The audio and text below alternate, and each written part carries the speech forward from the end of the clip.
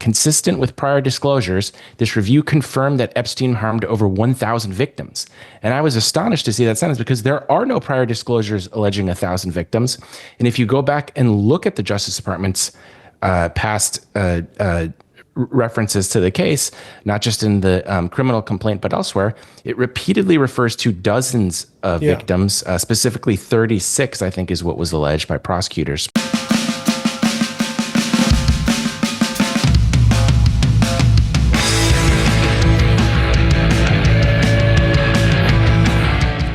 All right, we are back once again on the Moynihan Report. I'm your host, Michael Moynihan.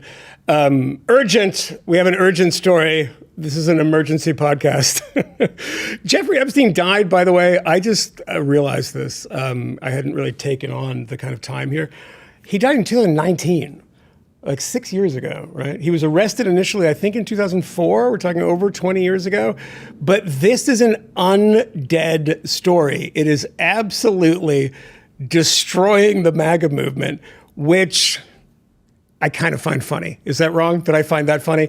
The story isn't funny. The fact that it's tearing apart the MAGA movement is kind of funny. I'll give you an example of this. I once interviewed a long time ago Alex Jones, who is a pretty interesting interview. And I tried the whole time to figure out if he was faking it, if he was like, this is really the guy, because we were off camera too. I still don't know the answer to that question, by the way.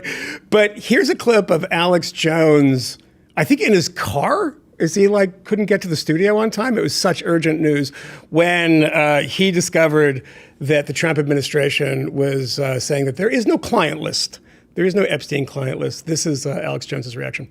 So I'm going to go throw up, actually. And this only happens every few years when something really, really bad happens or something. I mean, I'm physically going to puke probably right now. My mouth is watering right now. It's because I have integrity. And, I just really need the Trump administration to succeed and to save this country. And they're doing so much good. And then for them to do something like this tears my guts out. He pukes every couple of years, by the way, when there's a bad news story. He said, I'm going to puke right now. And I was incredibly disappointed that he didn't puke in this clip. But the great thing about that, trying to figure out whether Alex Jones is real, he's trying to make himself cry. You see that thing? But the Trump administration is doing amazing stuff. But the journalist Ken Klippenstein, who we have here, posted this on his Twitter feed, I think a couple hours ago. And this one is a clip of Dinesh D'Souza. By the way, keep in mind, Alex Jones says, I have integrity. And incidentally, the Sandy Hook shooting didn't happen, and all those people are crisis actors. Dinesh D'Souza, who spent some time in prison, just as you do as a commentator, most commentators, conservative, they do spend time in prison, has a podcast. I was unaware of this. Thankfully, I was unaware of this. In the studio, looks exactly like every other podcast studio. Jason, is there like a shop you get these things, these podcast studios? They all look the same now. It's a Harbor Freight studio. This is Dinesh D'Souza talking about this issue, I think yesterday. This is on, Ken Klippenstein posted this on his Twitter.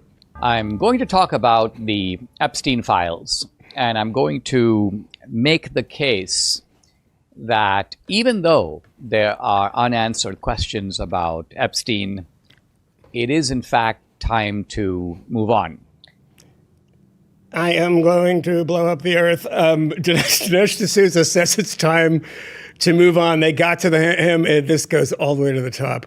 All right. Well, we're joined today again by investigative journalist Ken Klippenstein, who last week on his very, very big Substack highlighted an apparent discrepancy in a document released by the Department of Justice regarding its holdings related to Jeffrey Epstein.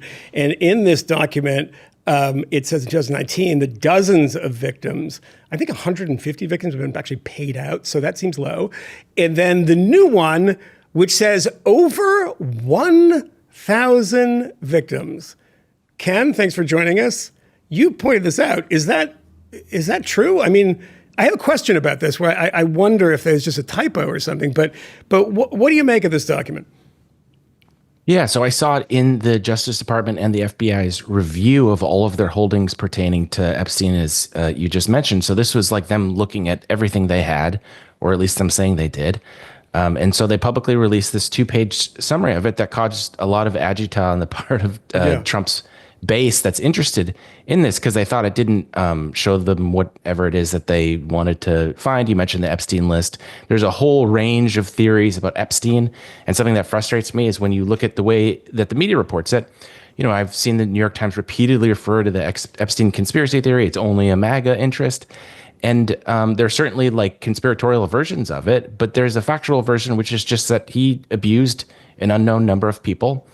And the sense is that the question is, were all these people's stories told? Did they get justice? You know, how big was this thing? And I think that was really corroborated by that review that was put out, I think it was earlier this month, because as you say, I'm going to quote from it now. It says, consistent with prior disclosures, this review confirmed that Epstein harmed over 1,000 victims.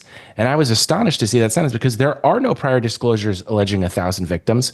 And if you go back and look at the Justice Department's past references to the case, not just in the criminal complaint, but elsewhere, it repeatedly refers to dozens of victims, specifically 36, I think is what was alleged by prosecutors. In 2019 and since. So that is a huge difference, 36 Ken, versus 1,000. And they have never... Do you think it could be a typo? I mean, this is an administration and a Department of Justice that I don't have a lot of faith in. That because of that preamble there, that it says, you know, consistent with prior disclosures. I'm looking around trying to find these prior disclosures. I did actually Google around. Maybe there was some document. And as you say, dozens is what you typically find. And then I saw something about the number of people that got paid out of a fund being over 100, which is kind of murky. I don't know exactly what that means. But why say it is consistent with prior disclosures? Is that a mistake in one direction, that maybe they thought they had previously said this and they hadn't, or that someone meant dozens and they said thousands? Yeah, my frustration with reporting on this story is going to the Justice Department and the FBI for comment saying, hey, guys, here's your chance to tell your side and say what happened here. They never respond. I mean, they did respond. They responded with a non-response. They said, we declined to comment. So they saw the question. They gave me that response, but they won't say what the difference is. So I can't know from their perspective what it is. Yeah. And again, there is no other reference running up to the case in the days prior to it. The reason I think that that's not a typo is because Pam Bondi herself in public statements had referred to hundreds of victims, I think, at some point. And like you're saying, it's always these murky allusions. They don't provide much in the way in detail. But that suggests that also is higher than 36 or, you know, several dozen. And so that says to me there's something they're looking at that wasn't disclosed. And that to me is the core question in all of this. I mean, there's a lot of distractions about, was there a list with all the names? I don't know. There's no evidence for that. Was there foreign governments directing it? To me, shouldn't we figure out this core question first before we run off in all these other directions for which there isn't real strong evidence? And nobody seems much interested in it. Well, you make a point that's necessary at the beginning here, is that there are a lot of conspiracy theories, but there is a sort of factual matter here that Jeffrey Epstein was convicted initially, and I think he was sentenced to 19 months, which was basically a non-sentence. He was allowed to leave during the day after he started this kind of fake charity. He had a driver. He was allowed to go home. Not really much of a sentence. He's basically sleeping in jail, and then he had time served. And then in 2019, again, Ghislaine Maxwell is in prison. This is pretty well adjudicated that Jeffrey Epstein is a enormous ratbag and a horrible, and a person that all these people who hung out with him should have known. That is the scandal. And that, by the way, is I should say, bipartisan. I mean, there's people on the left and the right who were cozying up to Jeffrey Epstein because he was a rich guy with an island. But when you talk about Pam Bondi is in a lot of trouble now.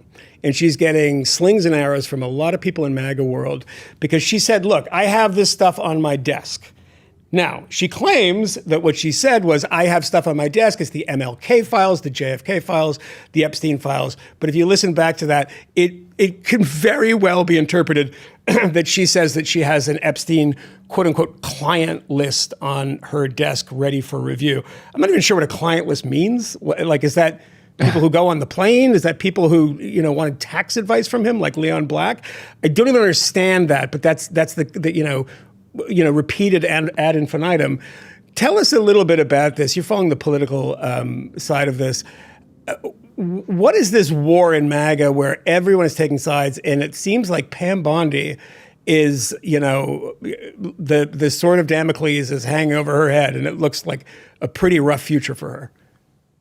Well, she and the administration, I feel sympathetic to the people who supported the administration and took them at their word when they said that they were going to disclose it, whatever it is. Yeah. I mean, they were never particularly clear. But when you look at the disclosure, the sense is that, we knew a lot of this already, which I don't think is entirely true. As I just pointed out with the 1,000 victims, nobody seemed to actually read the thing very carefully. I don't know if they were hoping for some picture of, Barack Obama or something. Yes, Bill Clinton with a kid. Yes, it's exactly. Like, yes, it didn't have that, but it did have this news disclosure, and they haven't explained it. Nobody's asked her about it because it seems like nobody really read it. They're just all going off of this impression that it was a letdown. But it's only a letdown in relation to, I think, the maximalist conspiracy theories that maintain that, there were all these foreign governments. And I mean, there's all kinds of different theories about it. So you have to be specific about which one you're talking about. When you say the Jeffrey Epstein conspiracy, there was a real conspiracy, which is that, he was trafficking these underage children. And at least dozens of, according to the review, thousands of victims. And so what was that about? And when they refer to clients, again, these are slippery terms that can mean anything from, business clients to people that he's procuring the girls on behalf of, other powerful people. That's another perspective on it. And we just don't know because they didn't explain, 1,000 victims, how does one guy go through that many?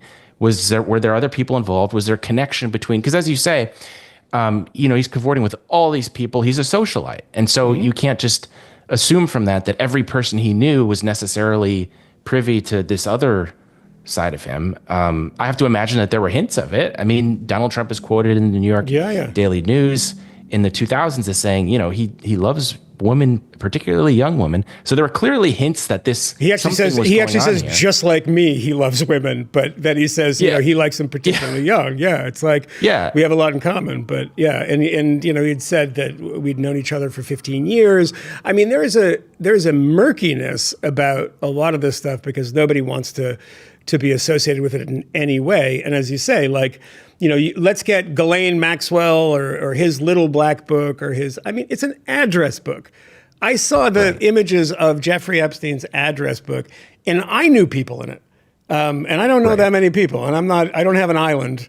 I've never been invited to an island, by the way. I'm not in those universes where I get on planes and go to islands, but that doesn't mean anything to me. So when all these people are coming out there, like Tucker Carlson, who's now spun up a sort of Israel-Mossad conspiracy theory, what do we know in the sense that there's a lot of connections being made? There's a lot of anomalies, right? This kind of anomalous stuff that always happens, which fuels so many conspiracy theories. What is it that we know that you find the most curious, in a way that would affect the current administration? Because all of this it's not about Jeffrey Epstein. He's dead. His victims have been paid out, a lot of them, and they've made their cases, some of them written books. But this is really a political fight. It really doesn't have much to do with Jeffrey Epstein. Yeah, I think the essence of people's frustration and suspicion about this is basically right, even if the specifics are not. I mean, there's no firm evidence for what were you saying, foreign government sponsorship of these things.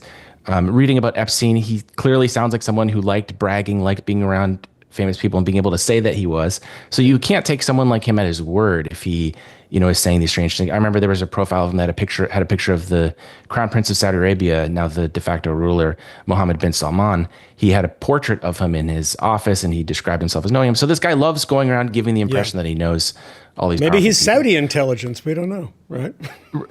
So there's all this weirdness there that people, I can kind of see why they draw these conclusions. But again, cut to its base, the reason people are so suspicious of it is because of that sweetheart deal that Epstein got back in the 2000s, for which he was later not only given a longer sentence subsequently in the case that we were describing before, but also for which Andrew Acosta, who was the attorney, I think it was the state attorney prosecuting that case, ended up having to resign from the Trump administration in, I think, 2019. He was labor secretary. So there's a real political scandal based on real things here that I think there's a false choice of, oh, either you believe in this maximalist conspiracy stuff or there's nothing there. It's like, well, but there's a middle here, which is that there was a huge political scandal. And again, there is this 1,000 victims, unless the Justice Department got it wrong or is lying. And so what was that? Was it just Epstein racing around with all these victims? It's just him? He's the only one? Were there other people involved? We don't know, because they haven't answered that question and the media hasn't asked. If you look at the mainstream coverage of it, it's all, oh, it's these crazy people and there are crazy theories, no question. I joke about it in my article. My favorite one is the idea that there's an Epstein body double and he's actually still alive. Oh, is that there's no question there's weird stuff, but that doesn't mean that the entirety of the question here is just some lunatic. There's different ways to look at it. There's the factual versions, there's the exaggerated versions. I think that go ahead, Ken. Yeah. No, I was just saying the lack of transparency on the part of the government so many times is the sort of origin point for these conspiracy theories. People don't have the information they need to be able to explain what happened. And so they start connecting dots on their own. And what do you expect when the government doesn't explain stuff to people? When they don't say what they mean by 1,000 victims? Look, I think that, the Church Commission back in the 1970s is kind of the text of a lot of these things and a lot of people not trusting government. And, my namesake, Daniel Patrick Moynihan, before he died, wrote a fantastic book called Secrecy that is published by Yale University Press, just about the insane overclassification of everything and secrecy from the government, which it's not only stuff that we need to know, but as, you point out, Ken, it really creates this idea that there's always a lot more that we're not being told. And sometimes that's true. I'll give you an example. There's the Stasi archives in East Germany. You can't just go and get them. And even though they're open to researchers and people who are victims, because a lot of stuff that's reported in that is private information, it is innuendo, it is rumor, and they try to protect people. So that's also why, and people wonder why there's big, things blacked out in documents. Sometimes it's that. Sometimes it's not a conspiracy. Sometimes it's names that deserve to be kept quiet. But I think the Occam's razor here, Ken, tell me if you think I'm wrong about this, is that in the 2004 deal, one of those lawyers was Alan Dershowitz. Alan Dershowitz, whatever you think about his politics, his personality, if you're Larry David or if you're Norman Finkelstein, they have opinions. He's a good lawyer. He got OJ off. He got Klaus von Bülow off. He was the lawyer, and money gets you off. You know people in the Justice Department, you call people, you say, take it easy on my client this time, he'll be a good boy next time. I know that's kind of quotidian and boring, but isn't the most logical thing here that he got off that first time, and Acosta did pay a price for this, by the way. He got off the first time because he's really, really rich. Yeah, totally. And I think that cut to its base, I go through a lot of the comments just on social media because I'm curious what the breakdown is of people's interest in it. I see crazy stuff, and I see a lot of stuff that, again, feels essentially right, even if the details aren't, which is what you just said. There's this sense that there's rich, powerful people, and there's a different standard for them, and that's why people are suspicious. And I have to say, I think that's kind of the right attitude. I don't think they're necessarily wrong there. Yeah. And so that's why there's this sense that something was awry. And I don't know what exactly, but clearly this guy's jet setting around, and he lives in a different reality than the rest of us do. Yeah. And so, yeah, I think you're right. Well, talk about the political aspect of this. You've been tweeting about it. You've been writing about it. This is, what was a quote that I saw this morning? I'm very skeptical of quoting Candace Owens. But Candace Owens is a lunatic conspiracy theorist. But she said, I just saw this morning, the Epstein scandal is definitely terminal cancer to Trump's MAGA movement. It reminds me of John Dean during Watergate, who comes in and says, there is a cancer on the presidency. Not as serious as all that. But when she says that, and it's unfortunate that she's influential in this universe, but I don't know if she's wrong, actually. This seems to be really tearing this movement apart. And from the outsider, if somebody who's interested in politics who lives in, Germany or Sweden or something, I think at first glance they would be like, what is this? This is completely insane. What is wrong with these people? What is that motivation for them where it is actually tearing people apart? And Alex Jones is in a Walmart parking lot in his Yukon weeping. I mean, something's weird here. Yeah, it kind of reminds me of the end of days preachers, where the date that everything's supposed to end comes and then something doesn't happen. And there's obviously a lot of cognitive dissonance wrapped up in that. And that's what you're seeing. Yeah. I mean, this is probably the most dissension I've ever seen among Trump's sort of social media influencer cohort.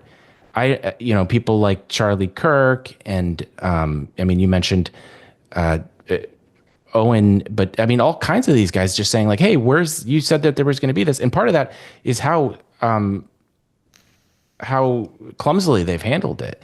The way Trump put out a statement on Truth Social saying, this is all Democrats. Democrats made he's like, the Democrats made up what? They made up that like this really happened. What are you talking about? Like what he didn't. It was just very arrogant and just blew off these guys that is a part of his base, that this was one of their concessions that they were hoping for.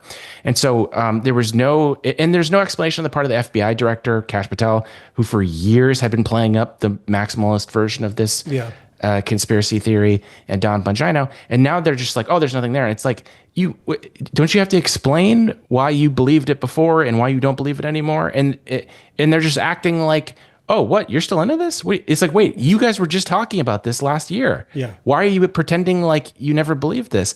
And so it's caused a lot of dissonance on the part of the base. And again, I understand it, because it's like they're just being gaslit. They're pretending like nothing was ever there. And it's like, you were talking about this nonstop. They were talking about it nonstop. But one of the things that kind of shocked me in this is watching the response to this. You posted this Dinesh D'Souza video on Twitter. The responses to it are insane. It's all like they've gotten to him, and they've gotten all the way up to, and I've mentioned this 5 times in the past week, the old joke about the conspiracy theorist who dies and goes to heaven, and God says, I'll tell you one thing for sure. And he says, okay, who killed JFK? And he says, Lee Harvey Oswald at the Texas School Book Depository.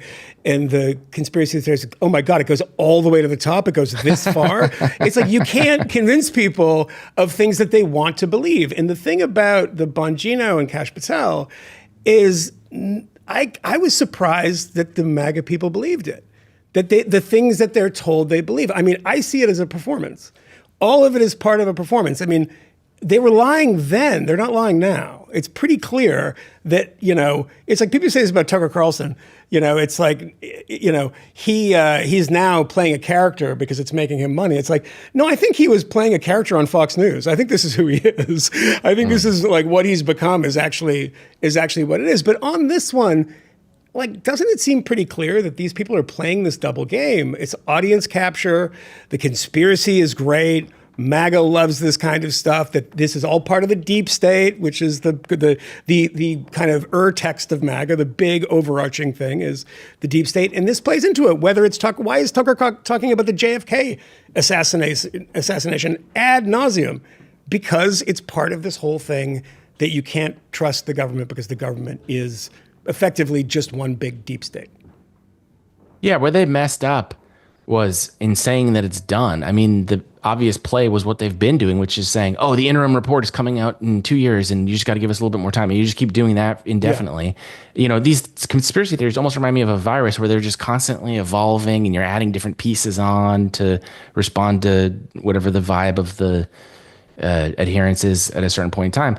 But again, going back to that Trump statement, I mean, he's just like, nope, I'm not talking about, and if you watch the interview of him, I could see why people go down these paths, because his response was like, he was very uncomfortable in a way that Donald Trump extremely rarely is. When does he not want to say the thing that nobody wants to say? Like, he's always out there saying bizarre things. And then all of a sudden he's like, why are you bringing this up? This is, and what did he say? He said it was a desecration at a press conference when somebody asked him about it. And it's like, well, I don't think he knows what that word means. I'm not sure desecration is it's on a grave. But do you think that is actually the danger is not like the movement? Because, Candace Owen, of course, goes on and says, I don't think Donald Trump, she says in the same thing, she said, I don't think Donald Trump is in these files in a sexual capacity. And, Charlie Kirk backs away from it, Dinesh D'Souza, everyone's kind of getting the memo here. But are there going to be a lot of people, and are you seeing out there people who believe that Donald Trump is part of this? Because if you believe on almost zero evidence that Jeffrey Epstein is a Mossad operative that has videos of all these people. By the way, I think the Mossad, who can set up a drone factory in Iran, doesn't need Jeffrey Epstein to get dirt on people. But if you believe that with almost zero evidence, why wouldn't you believe Donald Trump, who says, I'm friends with this guy for 15 years. We're in the same universe. Michael Wolff says he has tapes of them talking, Epstein saying the same thing about how close they were. They've been very reluctant to implicate the dear leader. Do you think that is the danger that they fear, is because, as you point out, he's been so dismissive? He's saying, are you still on this? You guys still talking about this? I feel that way. But when Donald Trump says that, it does look suspicious, doesn't it? Yeah. Given the years of pumping this thing. I mean, this is why, on YouTube or on social media, you can get a lot of followers pretty quickly if you start talking about UFOs and space aliens and all these things. So I can see there's a lot of upside to doing it. I can see why people do it. But then you've got this audience that wants more and more and more, and they're not going to just go. They're not going to be like, all right, and next, some sane thing. Let's talk about that. They want more of what they came in for initially, and that's what Trump is experiencing now. But he thinks he can just say, nope, we're talking about my agenda now. We're not. Now that I won, I don't care anymore. Yeah, I mean, Ken, you're a man of the left. You worked at The Nation, The Intercept. Do you think that this is a problem that is specific to the right, and particularly the MAGA right? Or is it the fact that people just love conspiracy theories and they love a kind of Rosetta Stone that they believe tells them everything about the world? It looks different for the two parties, but they're definitely, how many years did we hear during the first Trump administration that the walls are closing in and he's about to go to jail and there's like a secret indictment or something. I mean, it was crazy. And the thing is, the language is a little bit different. When liberals do it, they structure it in a different way. The bad guys look different, but it's basically the same thing, which is like wish fulfillment. They want to see some kind of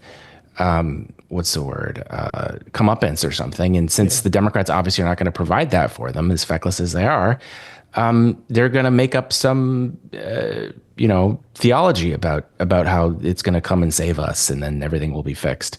I mean, it sounds almost exactly like QAnon, the other conspiracy theory, but just flipped. The idea that, all the bad guys are going to be arrested and sent to Guantanamo or whatever it is. And including in mainstream, there were mainstream publications that were playing footsie with this kind of stuff during, not that there wasn't a scandal involved in Russiagate, but the idea that this was some existential threat to the Trump administration.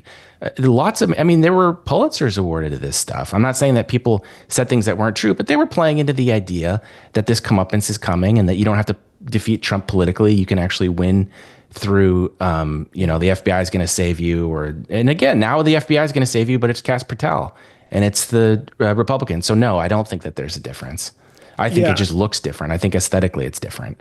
Yeah, I want to get back to this in a second, of this issue that we've all talked about so much, but I think opinions change on it, and that's the issue of trust. But before we get to that, Democrats, if someone says, Ken Klippenstein, get on the phone, we need you to advise House Democrats on how to handle this, I mean, it seems as if Republicans are kind of imploding on their own. Is the best advice that you would give them just to back off? Or, because I see people, by the way, very cleverly, I think, in a way, saying, where is and I don't think they believe it, where is the list? And they're kind of snickering on the side to just keep the heat on these people to create the Civil War, right? I mean, the Civil War, if you can't do it through Russiagate, if you can't do it through the FBI, if you can't do it through various impeachment efforts, maybe you can, make them all murder each other, and it's coming in from inside the house.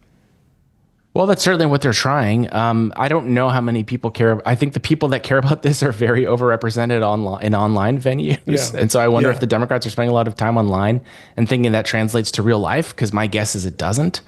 But I don't know. There's no downside to it. And yeah, why shouldn't they, for example, release some of these grand jury transcripts or answer my question? What is the 1,000 victims? Yeah. I don't have a problem with them being pressed on these things. And as far as, I mean, but when you look at the Democrats' statements on it, it's always so vague. It's like, we need to release the files. It's like, well, which files are you referring to? There are real files, but like they never specify. And it just has become this, just mythos of like what that entails. The lack of specificity is what's really frustrating, I think. Yeah, no, I mean, this is the same through the JFK files. And, you get a bunch of dopey MAGA influencers and you give them like a trapper keeper full of old Xerox, and they hold it up, the libs of TikTok lady holding up triumphantly. And it's like, did you guys even look at what was in this? And then they're like, hang on, I bought this iPad and there's a brick inside. It's like, well, yeah, that's what they're doing to you. And you're playing directly into their hands. But there is that's the danger in a political perspective, is that you can't keep tricking people all the time, even the dumb ones, because they do get quite frustrated with this. And then the trust issue then goes to the administration that you've been plumping for, the one that you love so dearly. But let's talk about that kind of the origins of this stuff. It's always been the case, but you mentioned Russiagate. And I'll be honest, I was doing a show the show that I'm still doing, the other one, The Fifth Column. And, we were like, oh, there's a lot of smoke here. There seems like there's got to be something. And as this progressed, you're like, well, hold on. And then after that, COVID happens. And now most people that I talk to don't trust anything. I was talking about this the other day where I said, look, why the tariffs seem like a really bad idea. And this is a bad idea, according to all economists. And the person I was talking to, a very smart person, said, why would you believe them? And I was like, well, I don't know. People have been studying this stuff for their entire lives. And it's like, oh, yeah, we don't believe any experts anymore. The government's constantly lying to us. They're always hiding things, and none of the experts are to believe. Like, this is a pretty bad moment for American politics. Having this level of trust be that low. I like skepticism. I think it's necessary. You have to be skeptical of your government constantly, and that's what journalists do. But I think that we're kind of in a broken point where nobody believes anything. And here we are. It's probably going to have a very damaging effect on the Republican Party. Yeah, no question. It's been interesting to see this affect the Democratic Party to a great extent. I mean, if you look at the polling, Democrats' faith in their own party is at historic lows. Like at no point in recorded history is approval for the party leadership as low as it is now. Something like 60 or 70% of Democrats want new leadership. So you're seeing the same kinds of disaffection that we're familiar with from the MAGA wing of the Republican Party, which is to say the Republican Party increasingly affect the Democrats. And so the question now, I mean, we just saw Pam Bondi win the Democratic primary for New York mayor. The question now is, come midterms, what is that going to mean? Because I think we're going to look at an entirely different electoral terrain than what we have seen in the past because of this disaffection that's affecting Democratic and liberal quarters now. I mean, is that what you're hearing from people on the left or within the Democratic Party, that the Bondi victory, I mean, it's a primary victory. It's a small number of voters in Park Slope and Upper East Side and South Brooklyn. But, people are taking this as a harbinger of things to come for the party. Is this the moment for sort of AOC and the Squad and Bernie and more the kind of Democratic socialist wing? I mean, look, my pal Andrew Schultz the other day was going on about the Epstein stuff. And he also said, the most America first people are the Democratic socialists. And I was like, wow, that surprised me. So I don't know. Is there a moment here? Is there a moment for people on your side of the aisle where they think, okay, we have to tack to the left a bit more because, I mean, the Republicans they've tacked to the left on economic issues? I don't see it as right versus left. What this moment is, it seems more establishment versus insurgent. Yeah, I think that's right. Yeah. Because if you look at Pam Bondi, a lot of his policies are pretty, they're not. I don't see him talking about like Medicare for all or anything like that. Free buses stuff. I guess you could characterize that as like left, but I see it more front and center to his image is his he's very outspoken on the Israel-Hamas war in Gaza, and he said things that I would have thought were going to make it so that he couldn't win the primary, and he hasn't backed down on a number of these things. And so that's distinct from the squad, circa 2018 or so. Yeah. And so it seems like that's in some ways a litmus for, so you mentioned a moment ago, the progressive world is America first. That reminded me of the debate between the mayoral Democratic primary candidates, where they all are asked, where would your first visit be? Israel. And then Mamdani says, I would stay here. I'm the mayor of New York. I'm not some, foreign official or whatever. And what was interesting about that was I saw there was a Tucker Carlson interview of Marjorie Taylor Greene, and they both credited him for that and said, they basically said that's America first. Like, why is everyone talking about some foreign country if for a municipal election? And so I think you're onto something there about how the America First might be redefined, how anti-establishment might be redefined. And I don't think it's going to look like the insurgent wave that we saw in 2018. It's going to be completely different, or at least that's the impression I get.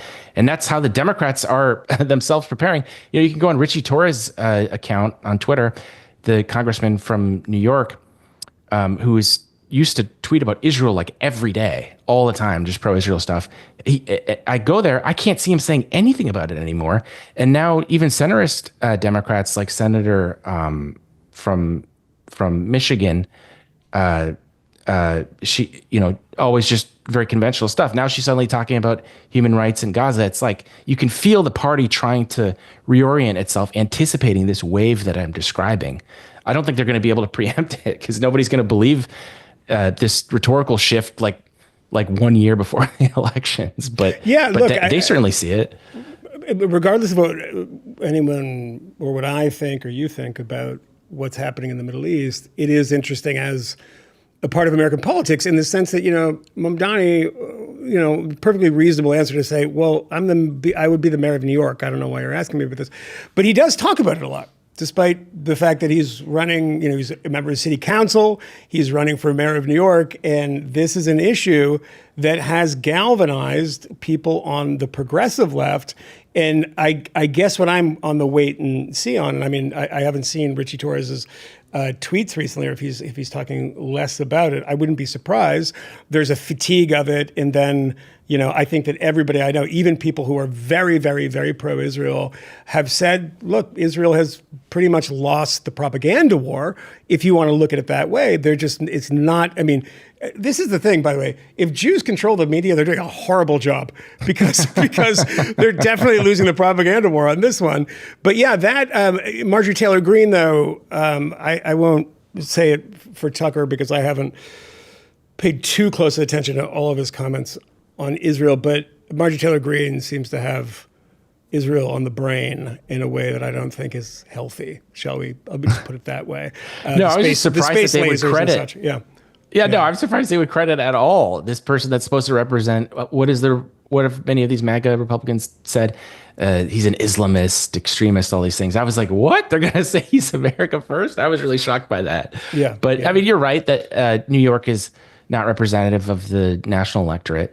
But I think all of this is downstream from that poll I mentioned before about 70% of the party wanting new leadership. The party is angry. When you get 70%, that's way more than just Brooklyn and California. That's the majority of the party. So I view Mamdani. I think that people are saying, oh, he's this brilliant strategist and all these things.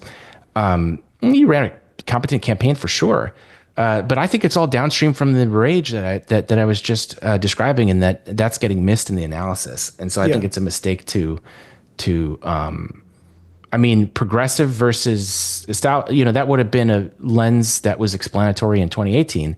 I think now it's going to be completely different. I don't think anybody really knows. Look at the response to the Luigi Mangione incident. That speaks to a sort of populist fury on the part of the public that I think gets at what we're talking about here. And would I characterize him or that whole thing as right or left? I don't think so. It's like anger at the system. That's my impression. I don't know what the politics of that are other than deranged. To say you can say maybe healthcare should be sort of better distributed, shouldn't be so expensive, et cetera, without saying that man is a hero, because he most certainly isn't. But yeah, no, I think that all that stuff is broadly true, and I think that with Mamdani, I remember praising him along with my co-host Matt Welch and Camille Foster a long time ago. And why did we praise him a long time ago? His policies? No, I don't like his policies. I don't think there should be state-run grocery stores or city-run grocery stores. But his video after the Trump victory was very smart politics. I don't know if you saw that, of him going around Queens and asking immigrants why they voted, who they voted for. And there's a lot of them saying Donald Trump. And he's asking them why. And that is an attack on the Democratic Party, saying these are people that should be in your coalition and you're losing them. Listen to them. Totally. I'm going to listen to them. And again, I'm completely opposed to, almost all of his economic policies. But as far as like a retail politician, is he the best? I think you're right. I don't think he's the best, but he's doing something that other people aren't. Cuomo? Lord, is there anything more establishment? And not only a guy that got kicked out of the party for, not even kicked out of the party, now he's going to run as an independent, but kicked out of, polite society for his, sexual harassment and killing old people by sending them back into nursing homes. Good Lord, there's no even debate about that. We know that happened. And it comes from his own people and his own documentation. And then he's like, I'm going to come back and run because it's my divine right. There's bridges named after people in my family. No, I think the party's bored of stuff like that. All right. Do we have anybody out there in two-way land who wants to talk to Ken and talk about Epstein? That's all they want to talk about. All right. John, how's it going, buddy? A question for Ken, or comments about Jeffrey Epstein, or comments about how we're both complete idiots? In regards to Epstein, what I'm curious about is, have there been any lawsuits filed yet on the banks that were involved in processing the payments? When you're dealing with payments to Epstein of $170 million, bank internal monitors probably should have flagged that, and I'm curious where that's going to lead.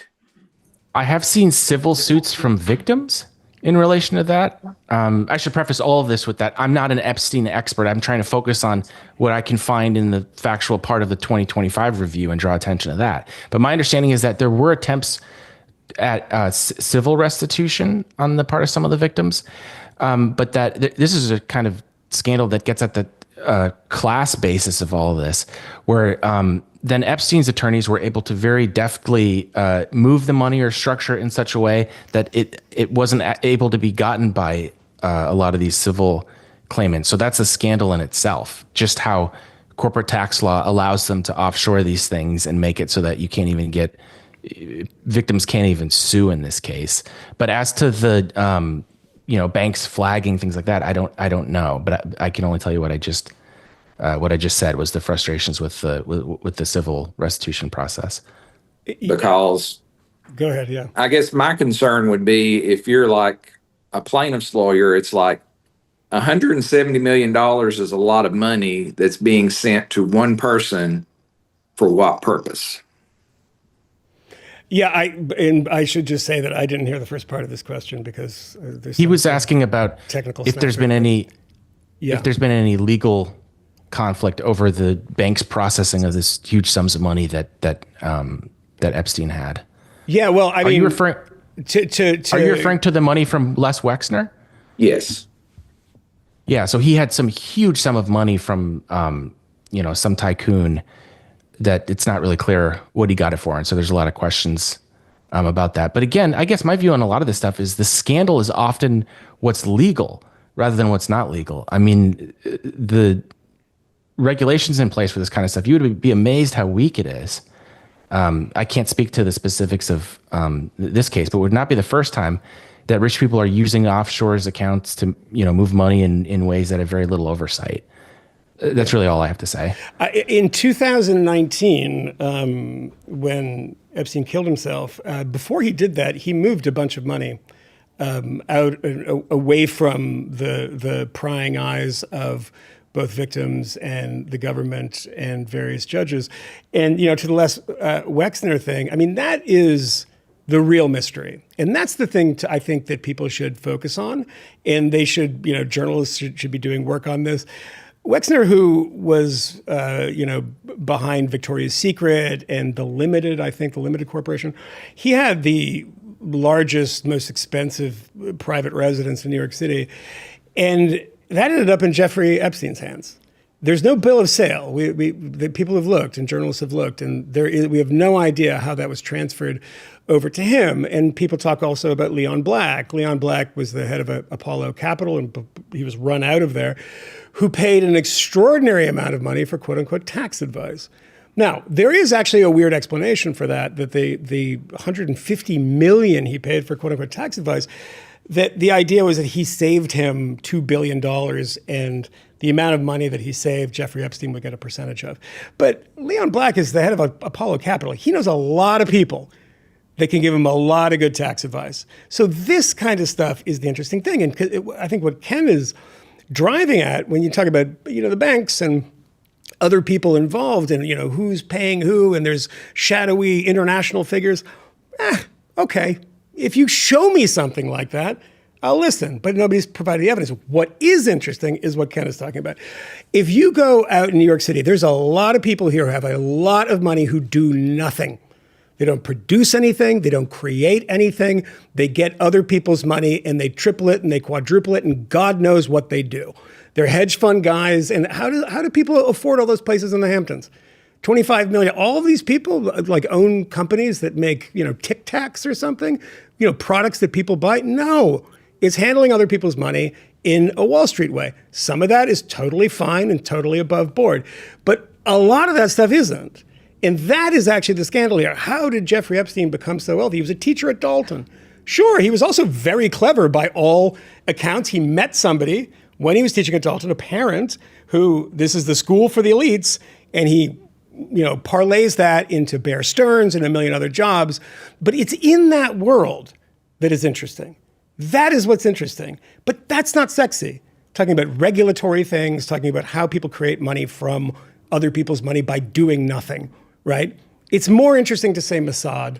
It's more interesting to say CIA and all that other stuff. It's like, yeah, okay, again, provide me evidence and I'll happily look at it. It's what Dan Bongino said. I mean, this is a guy who, as Ken and I were talking about, has been, spreading this conspiracy theory for a very long time. But his response was actually pretty smart when he said, look, if you know something, tell me.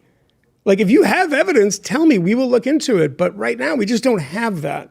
But I think that all that stuff is a distraction from the fact that people like Jeffrey Epstein can print money and, save Leon Black $2 billion in taxes.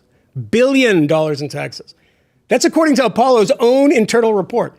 Billions of dollars in savings of taxes. Something's going on here, and it's not Mossad, I'm sorry to say. So anyway, but thank you for the question. And I want to thank Ken, too. He's he's becoming our resident liberal. We ask him and he comes, which I appreciate, and he's smart. So Ken Klippenstein, just follow him on Twitter. The Substack is out there for you. You have an enormous Substack, don't you? It's like a big thing, right? Right? Very fortunate. Yeah, I think we crossed 150,000 subscribers recently. And I'll thank the media for failing to cover a number of things and leaving it white. I would love to say I'm a genius, but so many of these stories are just like, why did anyone look at this? It's sitting there. Yeah. Do you know, by the way, when you know somebody's doing really well, do you know what they say? What's that? What Ken just said. I'm very fortunate. You're good at it. I'll just say you're good at doing it. Everybody needs like a 1,000 thing. Look, nobody noticed it. It's just sitting there. Anyone can do it. You're the IF Stone. You're the Izzy Stone of your generation. There are a lot of stories just sitting in public records. That's the thing. Everyone wants to know the secret stuff. Hold on a second. Have we even looked at the public stuff yet? And 99% of the time, the answer to that is no. Well, look, when most people in Congress vote on bills that they've never read, there's a lot of stuff out there to be read. And Ken is doing it over at his Substack. And we probably inhabit different areas of the political universe. But Ken, we appreciate you coming on. It's always smart and insightful. So thanks for joining us. My pleasure. Good talking to you again, and thanks to everyone in the audience. All right. Well, thank you guys all for being here with us. And I gotta say it every time. Subscribe. You won't miss an episode of the Moynihan Report if you subscribe. YouTube, the Moynihan Report. I'm sorry to scold you. Just go subscribe. It makes everybody's life easier. And we will see you next time we're here. We got a lot of good stuff coming up, and I'm not going to tell you about it. So just come back and subscribe, and you'll find out. Bye.